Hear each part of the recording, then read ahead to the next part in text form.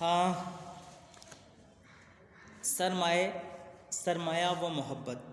بندہ مزدور کو جا کر میرا پیغام دے، خضر کا پیغام کیا ہے؟ یہ پیغام کائنات اے کہ تجھ کو کھا گیا سرمایہ دار ہیل اگر، شاخ آہو پر رہی صدیوں تلک تیری برات، دوست دولت آفری کو مزے یوں ملتی رہی، اہل شروط جیسے دیتے ہیں غریبوں کو زکوٰۃ۔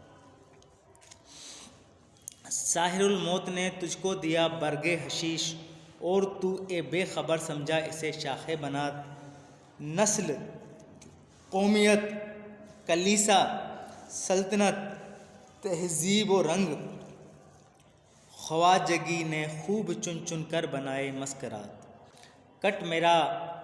ناداں خیالی دیوتا کے لیے، شکر کی لذت میں تو لٹا گیا نقد حیات، مکر کی چالوں سے بازی لے گیا سرمایہ دار، انتہائے سادگی سے کھا گیا مزدور مات، اٹھ اٹھ کے اب بزم جہاں کا اور ہی انداز ہے، اٹھ کے اب بزم جہاں کا اور ہی انداز ہے، مشرق و مغرب میں تیری دور کا آغاز ہے، ہمت عالی تو دریا بھی نہیں کرتی قبول، ہمت عالی تو دریا بھی نہیں کرتی قبول، غنچہ ایسا غافل تیرے دامن میں شبنم کب تلک، نغمہ بیداری جمہور ہے سامان عیش، قصہ خواب و اسکندر و جم کب تلک، آفتاب تازہ پیدا بطن گیتی سے ہوا، آسماں ڈوبے ہوئے تاروں کا ماتم کب تلک، توڑ ڈالیں فطرت انسان نے زنجیریں تمام، توڑ ڈالے فطرت انسان نے زنجیریں تمام، اور دوری جنت سے روتی چشم آدم کب تلک، باغان چارہ فرماتے ہیں، باغان چارہ فرما سے یہ کہتی ہے بہار، زخم گل کے واسطے تدبیر مرہم کب تلک، کرم کے ناداں طواف شمع سے آزاد ہو، کرم کے ناداں طواف شمع سے آزاد ہو، اپنی فطرت کی تجلی زار میں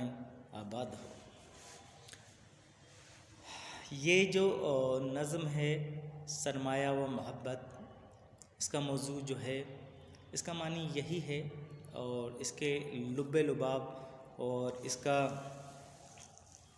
آخر یہی ہے کہ اس میں علامہ اقبال نے جو سوئی ہوئے قوم ہے، سوئے ہوئے مزدور طبقہ ہے، جن سے کہ کام لیا جاتا ہے اور جن کو صرف کام کے لیے استعمال کیا جاتا ہے، اور وہ لوگ جو ابھی سوئے ہوئے ہیں، وہ لوگ جو ابھی کھوئے ہوئے ہیں،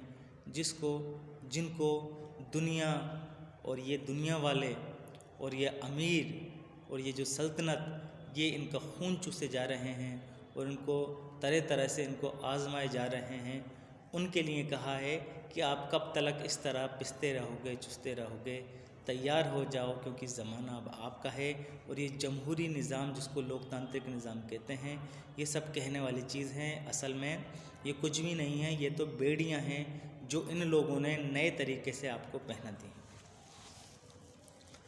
تو کہنے کا مطلب یہ ہے کہ علامہ اقبال کے سوالات کی کڑی میں ایک سوال سرمایہ داری اور مزدوری سے متعلق ہوا ہے۔ اس کے جواب میں خضر علیہ السلام وہ بتا رہے ہیں کہ میرا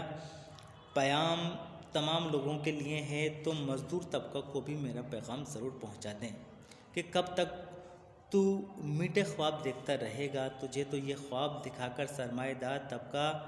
تجھ سے اپنا مفاد، اپنا فائدہ حاصل کرتا ہے اور کرتا جا رہا ہے، اور تیرا استحال کرتا جا رہا ہے، تیری محنت سے کمائی ہوئی دولت تجھے اس طرح دی جاتی ہے جیسے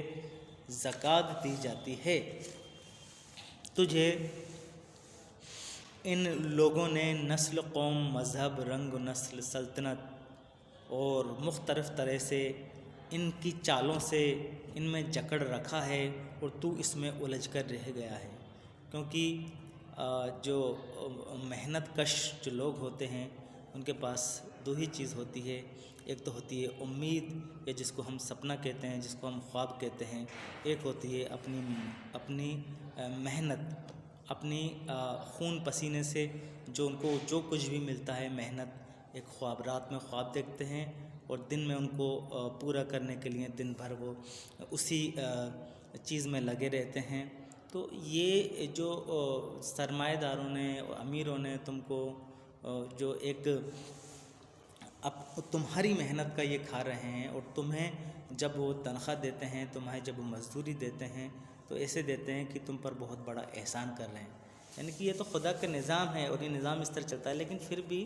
یہ کہا ہے کہ ایک جو میرا پیغام ہے یہ مزدوروں تک بھی پہنچا دو۔ یہ کون کہہ رہے ہیں؟ خضر علیہ السلام کہہ رہے ہیں۔ خیر،